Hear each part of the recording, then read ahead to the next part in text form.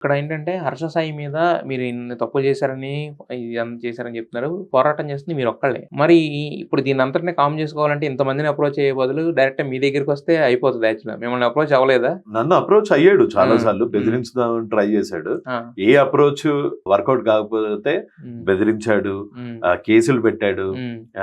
Fabricated cases పెట్టాడు. హ్మ్. వాళ్ళకి కావాల్సిన వాళ్ళతోని కేసెస్ పెట్టాడు. మీకు ఆ ఎఫ్ఐఆర్ కాపీస్ కూడా యెస్. పంపించాను. హ్మ్. సో దేనికి లొంగకపోతే తర్వాత డబ్బులు ఆఫర్ చేశాడు. అన్నీ చేశాడు. హ్మ్. ఏది కుదరకపోయేటప్పటికి హ్మ్. ఇలా మ్యానిపులేట్ చేసి కేసెస్ వరకు వచ్చాడు. ఓకే. ఎంత డబ్బులు ఆఫర్ చేశారు సార్? అది చెప్పచ్చో లేదో తెలీదు. 3 కోట్లు అయితే ఇస్తా అని చెప్పాడు. 3,00,00,000 లైఫ్ సెటిల్ అయిపోయే డీల్ ఇచ్చాడు మొత్తానికైతే. ఎందుకు సార్ ఆ పాపిష్టి దొమ్ముతో యెస్. బియ్యం యెస్. కొనుక్కుంటే అది అరగను కూడా అరగదు. అవునవును. రేపొద్దున ఏ కార్ యాక్సిడెంట్ లోనో పుసుక్కని పోయినామనుకో హ్మ్. దీని వల్లే అని మనకు అనిపిస్తుంటది. హ్మ్. దాని బదులు హ్మ్. డర్టీ మనీకి కొంచెం దూరం ఉంటే బెటర్.